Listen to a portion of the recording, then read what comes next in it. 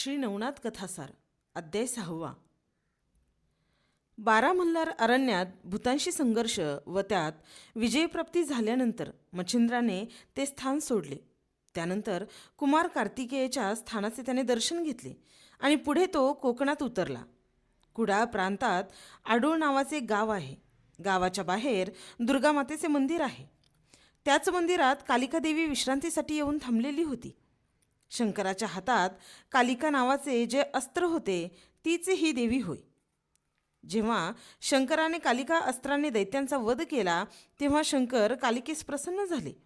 त्या प्रसंगी शंकर कालिकेला म्हणाले, तू माझ्यासाठी आज पावेतो अनेक चांगली कार्य केली आहेस.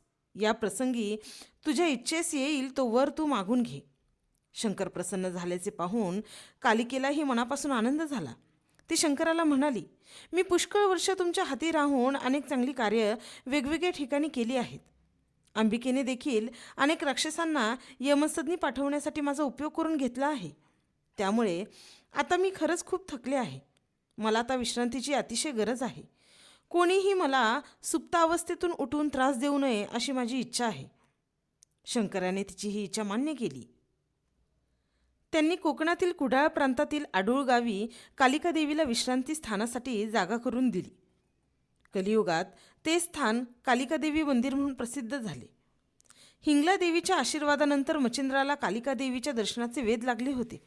मच्छिंद्राला देवीचा महिमा माहीत होता. तो आडूळ गावी आला. गावाच्या बाहेर असणाऱ्या मंदिरात देवीच्या दर्शनासाठी तो गेला. मंदिरात शिरता सर्वप्रथम त्याने देवीची मनोभावे प्रार्थना केली. तिला वंदन करून तो म्हणाला, हे माते, तू जागृत हो. मी शाबरी विद्येचे मंत्रकाव्य केले आहे. त्याला तू सहाय्य कर. मच्छिंद्र हा काही सर्वसामान्य माणूस नव्हता. तो सिद्धयोगी होता. त्याची प्रार्थना म्हणजे एका सिद्धाने केलेले आवाहन होते. त्याचा प्रभाव जबरदस्त होता, अवर्णनीय होता. त्याने साथ घातल्यामुळे देवीची सुप्तावस्था भंग पावली. तिच्या विश्रांतीमध्ये व्यत्यय आला. त्यामुळे ती खूप चिडली. मुचकुंदाची झोप उडवल्यावर तो जसा चिडला होता अगदी तशीच देवी चिडली. नृसिंह जसा खांबातून प्रकट झाला तशी ती आकस्मिक प्रकट झाली. चिडलेली कालिका देवी मच्छिंद्राला ओरडून म्हणाली, अरे मूर्खा, मी छान झोपलेली होते. तुला ते पाहवले नाही का? कशासाठी तू मला उठवलेस? काय तर म्हणे मी केलेल्या मंत्रकाव्याला वर दे. होय रे, तुला कोणी करायला सांगितले होते ते मंत्रकाव्य? तू मला बिलकुल त्रास देऊ नकोस. मला आता कोणत्याही संकटात पडायचे नाही. माझे सगळे कार्य पूर्ण झालेले आहे. तू मला आता कोणत्याही नवीन कार्यात अडकवू नकोस. मुकाट्याने तेथून चालता हो. तुझे राख फासलेले तोंड मला अजिबात दाखवू नकोस. चल निघ इथून, नाहीतर दिव्याखाली कीटकांची जशी राख होते तसाच तूही जळून खाक होशील. देवीने आपला केलेला उद्धार ऐकून मच्छिंद्र जराही गर्भगळीत झाला नाही. उलट तो आत्मविश्वासाने देवीला म्हणाला, देवी, त्याची काळजी तू करू नकोस. तसे काहीही होणार नाही याची मला खात्री आहे. सूर्यबिंब लहान असले तरी ते सर्व जगाला प्रकाश देते हे मला माहीत आहे. तू माझा पराक्रम पाहशीलच. पांडवांनी मारुतीला प्रेमाने जसे रथावर घेतले, सूर्याने अरुणाला जसा सारथी केला, त्याचप्रमाणे तुझ्या सहाय्याची मी अपेक्षा करतो. मच्छिंद्राचे हे बोलणे देवीने अजिबात मनावर घेतले नाही. तिने आपली दुरुत्तरे देणे चालूच ठेवले. ती त्याला म्हणाली, तू कान फाडून आला आहेस म्हणून मी काही तुला भिणार नाही. तू हातात कंकण घातले आहेस आणि कपाळावर शेंदूर फासला आहेस म्हणून मला तुझी भीती वाटणार नाही. तू जन्माला कसा आला आहेस हे मला माहीत आहे. मत्स्यकुळ सांगणाऱ्याने पहिल्यांदा मासे पकडायला शिकावे. कोळ्याच्या घरून तू पळून आला आहेस. तू मला काय अक्कल शिकवणार आहेस? भूते जिंकल्यामुळे कालिकेला आपण सहज नमू असे जर तुला वाटत असेल तर तो तुझा गैरसमज आहे. अरे खोटारड्या, तुला अहंकार चढला आहे. पण मी नुसते डोळे वटारले तरी ब्रह्मांडाच्या उतरंडी पाडीन. तर तुझा माझ्यापुढे काय टिकावं लागणार आहे? एवढे नाही ते देवी बोलूनही मच्छिंद्र जराही चिडला नाही. तो शांत चित्ताने एवढेच म्हणाला, बोलणारे मी खूप जण पाहिले आहेत. तू बोलण्यापेक्षा तुझा पराक्रम दाखव. मी काही कच्चा लेचापेचा नाही. मी दत्तगुरूंचा शिष्य आहे. झाडे कितीही उंच वाढली तरी वाऱ्याच्या मदतीशिवाय त्यांचे पान देखील कधी हालत नाही. एवढं लक्षात ठेव. तुझे शौर्य, तुझ्या युद्धाचा अनुभव बघून दे तरी एकदा. त्याच्या या युद्धास्तुक बोलण्यामुळे देवीने सिंहगर्जना केली. ती ब्रह्मांड प्रकाशित करत प्रकट झाली. त्या गर्जनेमुळे त्रैलोक्यातील चराचराचा अक्षरशः थरकाप उडाला.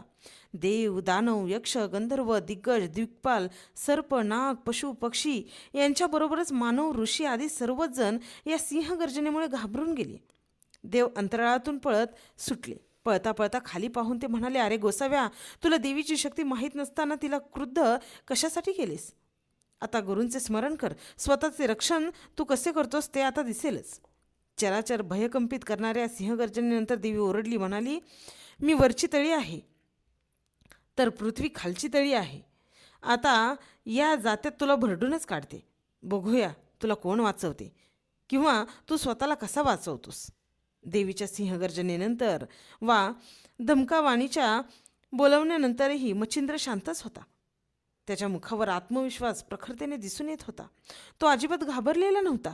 भस्माची चिमूट त्याने हातात घेतली. वासवास्त्र मंत्र म्हणून ते भस्म त्याने देवीच्या अंगावर फेकले. प्रलयाग्नीसारख्या वाटणाऱ्या देवीवर त्याचा काही फरक पडला नाही. कालिका व वासवी या दोन शक्ती आकाशात एकमेकांना भिडल्या. त्यावेळी स्फोट होऊन सहस्त्र सूर्य प्रकाशित व्हावे असा प्रखर प्रकाश पडला. भयंकर आवाजही आज झाले. तरी देखील कालिकेने वासवास्त्र गिळून टाकले. ते पाहिल्यानंतर मच्छिंद्राने 11 रुद्र निर्माण केले. त्यासाठी त्याने 11 रुद्र मंत्र म्हटले. पण कालिकेने मृत्युंजय मंत्राचा वापर करून सुक्तीद्वारा सर्व रुद्रांची पूजा केली आणि त्यांना शांत केले. त्यामुळे ते रुद्र परत मच्छिंद्राकडे येऊन शांत झाले. त्यानंतर मच्छिंद्राने वज्रास्त्र उंच फेकले, पण ते देखील कालिकेने आपल्या पायाखाली तुडवले व उत्तरेकडे शैल्य पर्वतावर टाकले. परिणामी तो पर्वत फुटला. निम्माच पर्वत सुस्थितीत उरला. गुर्जर देशाच्या पुढे एकही उंच पर्वत उरला नाही. तेथून रामेश्वरपर्यंत पर्वताची ओळ राहिली. देवीवर वज्रास्त्रांचाही काहीच परिणाम झाला नाही. हे पाहून मच्छिंद्राने गुप्तपणे वाताकर्षण अस्त्राचा वापर केला. त्याचा मात्र योग्य तो परिणाम झाला. ते अस्त्र कालिकेच्या शरीरात गुप्तपणे शिरले. त्यामुळे कालिकेचे शरीर निश्चेष्ट अवस्थेत धाडकन पृथ्वीवर भान हरपून पडले. ती पडत असताना आपण आता संपलोस असे तिला वाटले. त्या स्थितीत तिने शंकराचा धावा केला. शंकरा, धावा, वाचवा मला. हे तिचे बारीक आवाजातील बोलणे देखील शंकराला स्पष्टपणे ऐकू गेले. शंकराला आपली कालिका संकटात असल्याचे लक्षात आले. ते ताबडतोब नंदीवर स्वार होऊन जमिनीवर आडुळगावच्या परिसरात आले. मच्छिंद्राने शंकर आल्याचे पाहताच त्यांच्या पायावर भक्तिभावाने लोटांगण घातले. शंकराने मच्छिंद्राला उठवले. त्याला आपल्या बाहुपाशात घेतले. प्रेमाने त्याच्या पाठीवरून त्यांनी हात फिरवला. त्यांना त्याचा खूप अभिमान वाटला. ते त्याला म्हणाले, बाळा, तू तर मोठा चमत्कार केलास की. आज तू माझ्या हातातले शस्त्र जिंकून घेतलेस. मोठा पराक्रम केलास. मला तुझा अभिमान वाटतो. शंकराने केलेली प्रशंसा ऐकून मच्छिंद्राला आनंदाश्रू आवरता आले नाहीत. तो शंकरांना म्हणाला, आदिनाथ, हा तुमचाच आशीर्वाद आहे. तुमच्या सांगण्यावरून श्री दत्तगुरूंनी मला बद्रिकावनात 6 महिने शिक्षण देताना सर्व विद्या शिकवल्या. त्यामुळेच आज मला हे शक्य झाले. शंकर त्याला म्हणाले, ठीक आहे, आता तू कालिकेला उठव. तेव्हा मच्छिंद्रनाथ म्हणाले, मी कालिकेला उठवतो, पण माझी एक विनंती आहे. आत्तापर्यंत ही शस्त्रशक्ती तुमच्या हातात होती. शाबरी विद्येच्या यशस्वीतेसाठी तिने माझ्या मुखात जिवेवर विराजमान व्हावे आणि आता मंत्रशक्ती म्हणून कार्य करावे अशी माझी इच्छा आहे. तेव्हा शंकराने त्याला तसे आश्वासन दिले. म्हणतोस तसेच ती करेल. आता तुझे अस्त्र परत घेऊन तिला प्रथम उठव पाहू. शंकराच्या या आश्वासनानंतर मच्छिंद्राने वाताकर्षण मंत्र मागे घेतला. त्यामुळे अचेतन अवस्थेतील कालिकेमध्ये पुन्हा पूर्ववत प्राण खेळू लागला. ती उठून इकडे तिकडे पाहू लागली. तेव्हा तिला शंकर दिसले.